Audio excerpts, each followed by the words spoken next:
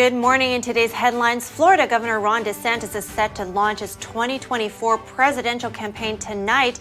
We share his teaser video and details about the announcement.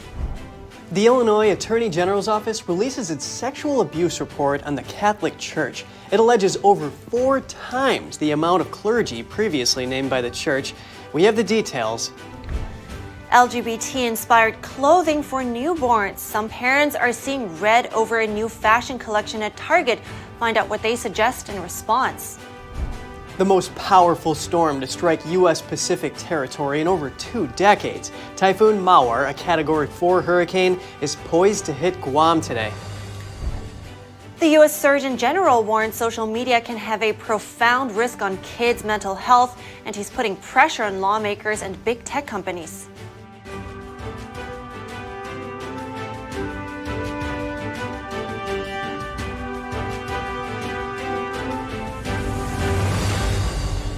Good morning. Welcome to NTD. I'm Kevin Hogan. Good morning, and I'm Evelyn Lee. Today is Wednesday, May 24th. Yeah, looks like the presidential race is becoming a bit more interesting. Yep, we saw it coming. Yeah, I just hope they can keep the mudslinging to a minimum. Yeah, that's true. Yeah, so while you're getting out there preparing for your day, you can pour yourself a cup of coffee because a contender is brewing up his bid. That's right. Florida Governor Ron DeSantis is launching his 2024 presidential campaign tonight. That will be in a Twitter Spaces interview with Elon Musk at 6 p.m. Eastern Time. The Epoch Times confirmed the plan with the DeSantis campaign press secretary. Twitter Spaces allows large groups of people to participate in a voice conversation. The feature doesn't currently support video.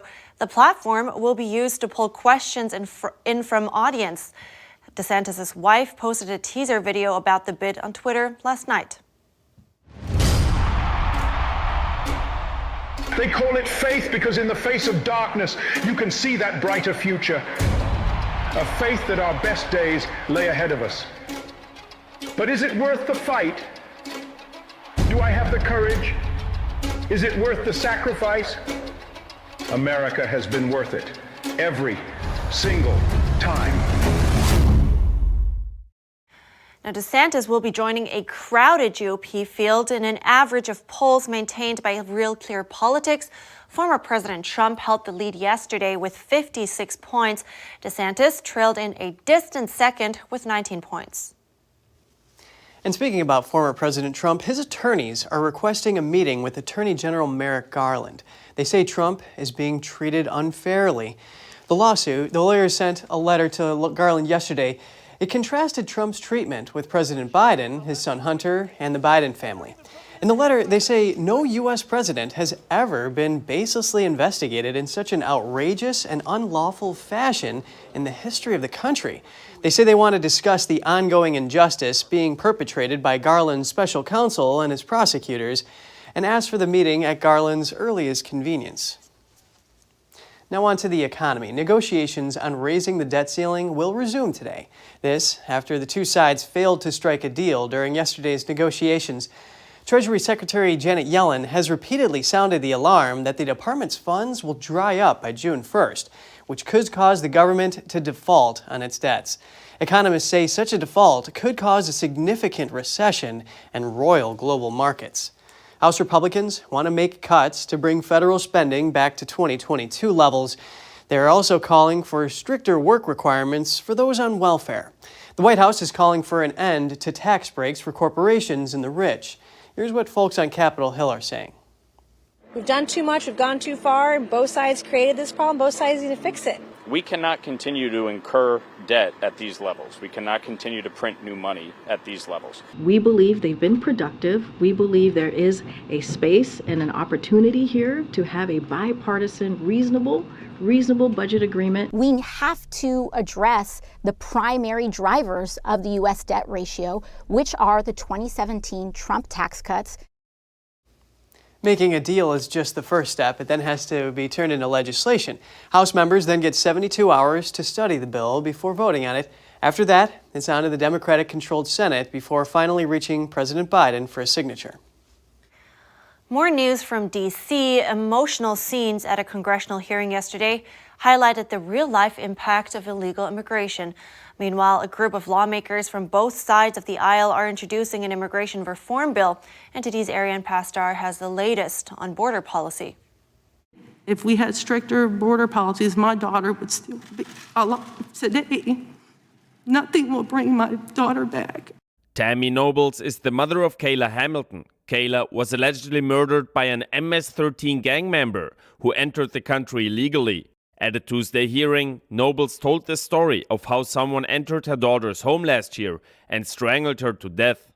The murderer then violently sexually assaulted Kayla. Kayla's boyfriend came home from work and found her dead on the floor. A report released by the House Judiciary Committee on Tuesday found that years before coming to the U.S., the alien charged with Kayla's murder was arrested in El Salvador for illicit association with the dangerous MS-13 gang. We need to properly vet all border crossers. The government could have placed a phone call to authorities in El Salvador and found out that he was a gang member, but they didn't. Republicans at the hearing called for stricter controls and more vetting at the border. Democrats doubled down on processing centers in Latin American countries. This way, migrants could seek asylum and be vetted while still in their home country.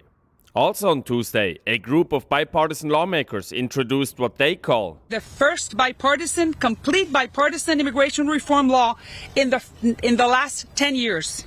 Republican Congresswoman Maria Salazar says the so-called Dignity Act aims to give more funding to Border Patrol as well as supply technology, create humanitarian campuses along the border where migrants would receive an asylum decision within 60 days, require the use of E-Verify, an online system that checks whether an employee is legally authorized to work, fund processing centers in Latin America for migrants to seek asylum, and make more green cards and visas available. However, the bill is not expected to pass, as House Republicans said they first want to increase security at the border before passing immigration reform. Meanwhile, House Republicans on Tuesday said the Halt Fentanyl Act will be introduced this week. Lawmakers say it would supply law enforcement with the tools needed to keep fentanyl off our streets. The White House this week welcoming the decision, saying the act aims at things which the administration has long supported. Ariane Pastar, NTD News. Terrible what happened to that family. New York City Mayor Eric Adams asked a judge to let the city suspend its right to shelter obligation yesterday. He says officials are no longer able to house every homeless person because of the influx of illegal immigrants. The right to shelter has been in place for over 40 years in New York. It requires the city to provide temporary housing for every homeless person who asks for it. But Adams says around 70,000 immigrants have arrived since last spring. Many crossed into the U.S. from Mexico illegally. The mayor says it's in everyone's best interest to be upfront and honest, and that the city cannot single-handedly provide care for all of them. He's asking the state and federal government for help. Adams has been critical of the Biden administration for not providing more funding. The most powerful storm to hit the U.S. Pacific territory in decades. Typhoon Mawar is expected to strike Guam with this wind force of a Category 4 hurricane today. You can't go out back without getting wet. Residents have been ordered to evacuate low-lying areas and to be prepared. Guam is home to around 170,000 people, including U.S. military personnel. Most of the island was without electricity this morning. A U.S. Army serviceman tweeted out this video.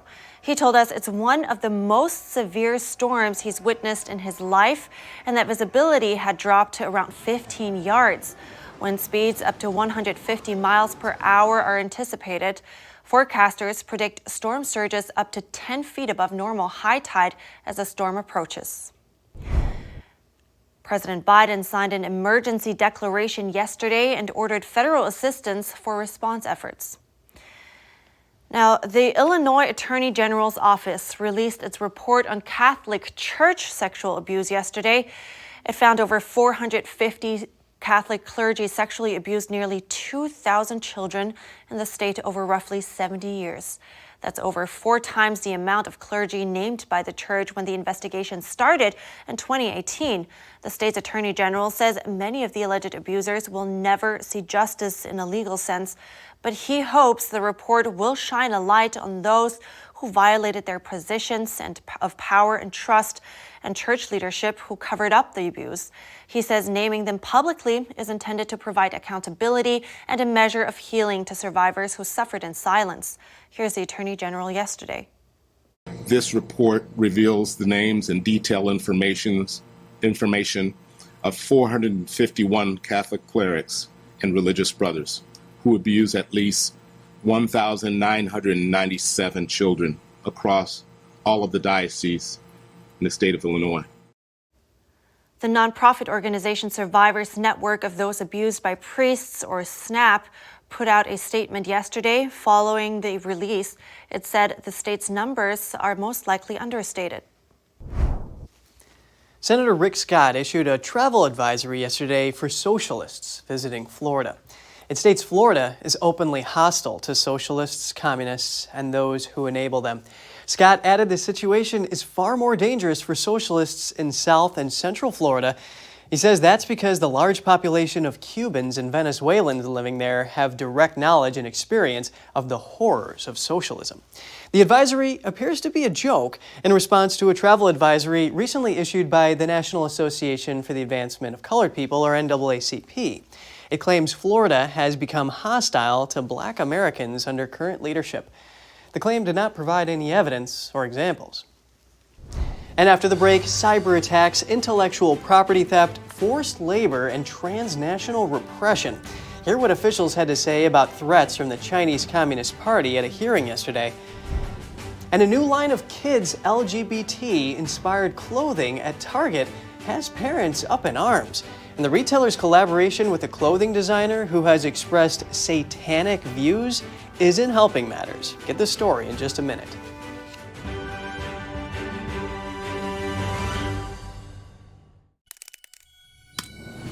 The streaming platform from Shen Yun, featuring world-class dance, past programs, and all original music.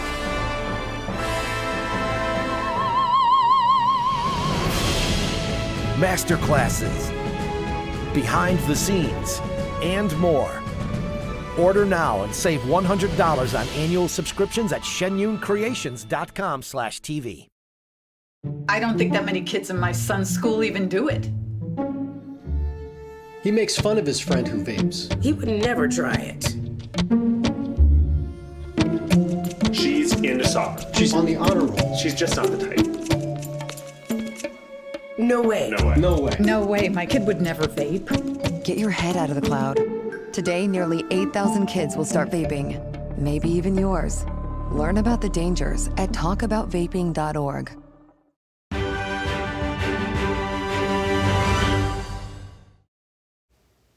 Welcome back. China's new ambassador to the U.S., Xie Feng, arrived in New York yesterday. He told reporters upon landing that his secret responsibility is to safeguard China's interests. Xie previously served as a vice minister of foreign affairs. It's been about 6 months since China has had a U.S. ambassador. The previous one was promoted to become China's new foreign minister in December. The new ambassador says that China-U.S. relations are facing serious difficulties and challenges, and that he seeks to enhance exchanges and cooperation between the two nations. Cyber attacks, intellectual property theft, forced labor, and transnational repression. A House subcommittee yesterday held a hearing on the threats of the Chinese Communist Party. Here are the details. A House Homeland Security subcommittee held a hearing on combating the aggression of the Chinese Communist Party, or CCP, on Tuesday. Officials from the Department of Homeland Security and the FBI offered their testimonies, listing the CCP's threats to U.S. national security. The PRC is our only competitor with both the intent to reshape the international order and increasingly the economic, diplomatic, military, and technological power to do so. The witnesses highlighted the Chinese regime's economic espionage, cyber attacks, use of forced labor in China, and the targeting of dissidents outside of China. The DHS officials said the CCP poses a range of threats to the U.S. across different vectors. In addition to addressing these very real homeland security concerns, the department also recognizes that these are threats posed by the PRC government and not the people of China or of Chinese origin. The department condemns all forms of anti-Asian hate and discrimination and actively works with these communities to ensure their protection. The witnesses also noted that the Chinese regime doesn't just use a whole-of-government approach when conducting intelligence and influence operations in the U.S. Or through its national security laws, the PRC could compel organizations and citizens to comply with state intelligence efforts, thereby expanding its whole-of-government effort to a whole-of-society effort targeting the homeland. To meet these challenges, DHS remains committed to sharing information with our partners to mitigate threats to the homeland. The Office of Intelligence and Analysis.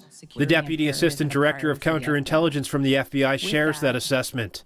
The greatest long-term threat to our nation's ideas, innovation, and economic security is the foreign intelligence and economic espionage threat from China. It's a threat to our economic security and, by extension, our national security. The China government aspires to equal or surpass the United States as a global superpower and influence the world with a value system shaped by undemocratic authoritarian ideas.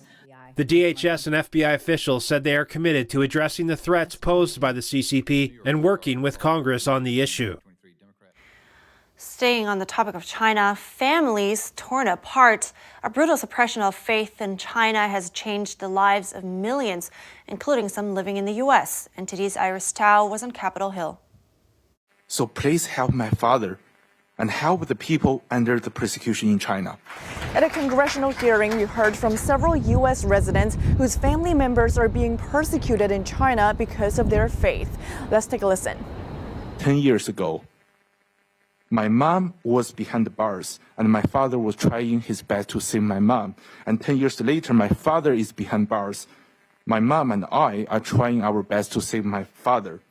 Joe Yo is an engineer and a popular YouTuber living here in the U.S. His dad was recently sentenced to 8 years in prison for practicing Falun Gong, a meditation practice based on the values of truthfulness, compassion, and tolerance. But the Chinese Communist Party deemed the practice's popularity a threat, and it launched a campaign of persecution that's led to millions being detained and tortured throughout the past 2 decades. Our family remained separate. And he's not the only one. Lydia Wang wants to rescue her mom, who was arrested 11 times in China for holding on to her faith.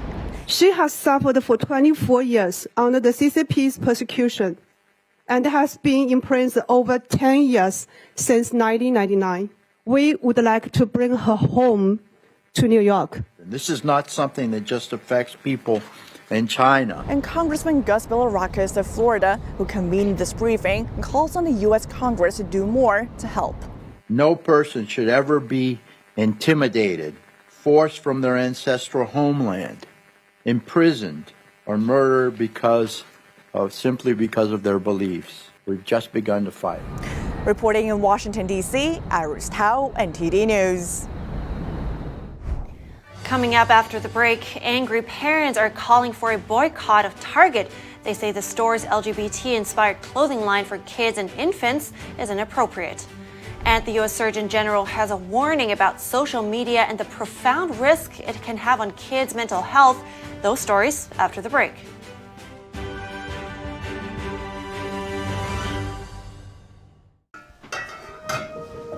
Hey, I told you enough of that. But look. This is different. It's Ganjin World.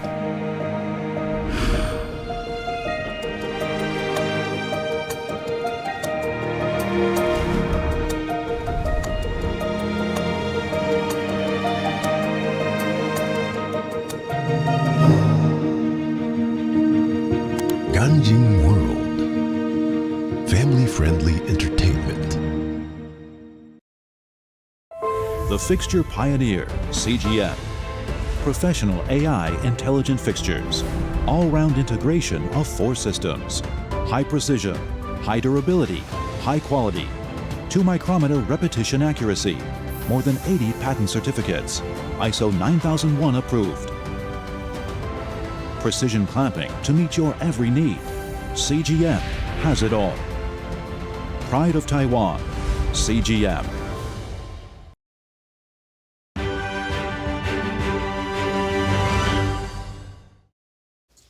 Good to have you back. You're just in time for some controversy. Calls to boycott Target have been gathering steam on social media. Parents and others are fired up over the retailer's line of LGBT clothing and accessories for kids, including newborn children. NTD's Daniel Monahan has more on the collection and reactions to it. Target recently released its so-called Pride Collection for 2023. The collection includes shirts with messages like queer and live, laugh, lesbian. The clothing line also has onesies for infants that feature pro-LGBT content in sizes 0 to 3 months. Some feature text such as being proud or LGBT rainbows and hearts along with the transgender flag colors, while multiple items of toddler clothing come affixed with pride labels. I'm sorry, but pride and toddler don't belong in the same sentence. Target is also selling child LGBT books including Queer Year and others. We have Glad You Came Out and I'm So Happy That You're Queer in the kids section. The retailer offers many LGBT accessories targeted at kids as well.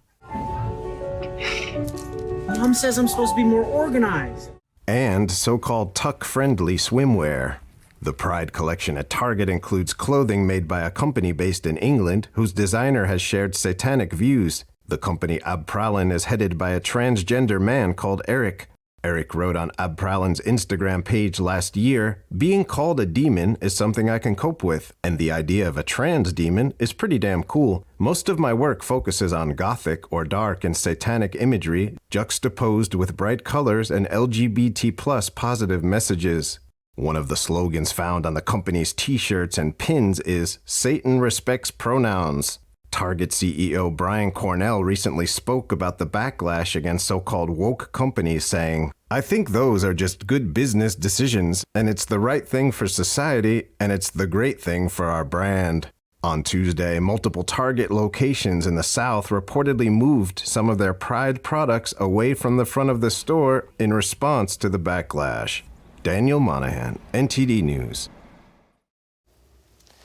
NTD reached out to Target to comment on the calls for a boycott. The retailer didn't respond by broadcast time. Right, and that satanic stuff, that was a little crazy, man. Oh, yeah. Well, you know, we saw what happened to Bud Light after they associated with a transgender activist, so if that's any indication. Yeah, let's see what happens. Now, moving on, the U.S. Surgeon General warned social media can have a profound risk on kids' mental health, and he's putting pressure on lawmakers and big tech companies to actually do something to protect them. Here's the story. A new warning from the highest level, a youth mental health crisis unfolding before our eyes. Social media can pose a profound risk of harm to the mental health and well-being of children and adolescents. That's according to a 25-page advisory from the U.S. Surgeon General. Earlier this year, Surgeon General Dr. Vivek Murthy warned of the unfair matchup. You're pitting a child against the world's greatest product designers, and that's just not a fair fight. Nearly every U.S. teenager is on social media. Up to 95% of kids ages 13 to 17 report using social media, with more than a third using it all the time. Kids must typically be 13 to register on social media apps, but nearly 40% of children ages 8 to 12 use it anyway. I think that it's a time, early adolescence, where kids are developing their identity, their sense of self, and the skewed and often distorted environment of social media often does a disservice to many of those children. The advisory concluded we do not yet have enough evidence to determine if social media is sufficiently safe for children and adolescents, calling for more research. But it did cite studies which found increased risk of anxiety and depression, poor sleep, online harassment, and low self-esteem. The time I spent looking at all these attractive people doing amazing things in amazing places, getting disappointed by my own life is never something I want to be doing, especially when I have the power to change it, but I just wasn't because I was spending hours on this app. Some experts say TikTok has the stickiest and most addicting algorithm, keeping people on the app longer. Last year, TikTok users spent an hour and a half per day on the app on average, more than any other social media platform. This as Montana becomes the first state to ban the social media app on all devices, prompting TikTok to sue. I don't want to speak for all parents. I think it's very important that parents make their individual decisions with their children. But for me personally, I'm very comfortable with my children getting more involved with understanding technology at an early age. TikTok, Snapchat, and Instagram have parental controls that can monitor teens' screen time and content. But experts say the oversight should begin at home. It's important, when possible, for parents and caregivers to really model how they would like their children to utilize social media. U.S. Surgeon General Vivek Murthy, the country's spokesperson on public health, says that social media is a threat to kids. This comes as governments around the world try to get kids to stop bypassing age limit checks. Yeah, and Evelyn, it's not very hard for a teenager to just say he was born in 1984 or something when creating a social media account. That's right. So what is the best way to stop children from bypassing age limits? We ask the experts. Preteens aren't supposed to be on social media, but it's extremely easy for them to lie about their age and get in. But this may change. Governments are proposing laws that would force social media companies to improve their age verification standards. France has a bill that would require social media companies to have a technical age verifying solution, as well as parental consent for anyone under 15. The bill has passed the lower house of Parliament. The UK proposed a bill called the Online Safety Bill. It would also require age-checking measures. In Canada, Instagram is testing out facial age estimation technology. Users will record a selfie, and Instagram's technology will verify whether that user is indeed over 13. Because it's kind of a double-edged sword with tech companies. They could put means in there to validate someone's age. The problem is what happens if and when social media is compromised and hacked. Scott Schober is a cybersecurity expert at BVS Inc. He says there are all kinds of ways to verify someone's age, such as providing a birth certificate, driver's license, or facial recognition. But he believes these methods aren't worth the risk because hackers may get your data and steal your identity. When it comes to social media, he believes good parenting is the main solution, but new technologies may be able to provide a technical solution. There's a number of new technologies such as zero-knowledge protocols that can help address things from a security standpoint to ensure anonymization from a broad standpoint as well. Chris Duffy is the head of AI strategy at Adobe. He says zero-knowledge protocols are an evolution of blockchain technology. The user will be able to provide his or her age to the social media firm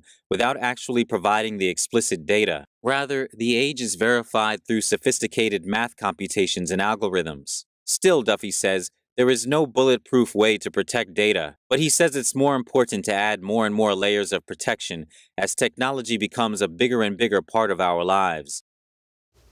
Yeah, I know social media has been a big issue for parents and everything, and even TikTok CEO, his kids can't use the app because there's minor protection laws in Singapore where they live. So. Oh, I didn't know that. Yeah, that's interesting. How do you keep yourself free from just getting trapped on social media? You know, it's difficult. And I heard even, people like those that actually invented the algorithm, they have to invent now something that helps them get off of it. Because you just kind of fall into the trap. They need an antidote. Yeah, exactly. Wow. Just get out more. That's a good idea. Sounds easy, but anyway, that's all for today's program. We'd love to hear from you at goodmorning@ntd.com. Shoot us an email if you'd like. Thanks for watching. I'm Evelyn. And I'm Kevin Hogan.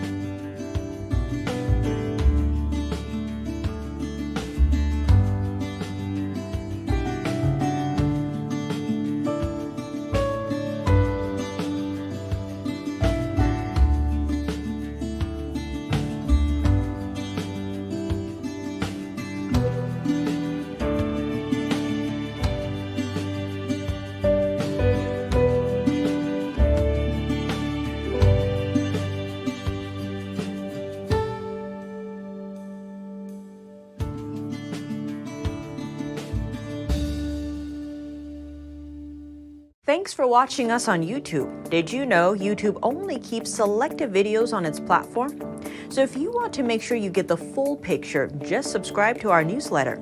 Go to newsletter.ntd.com and sign up. It's free.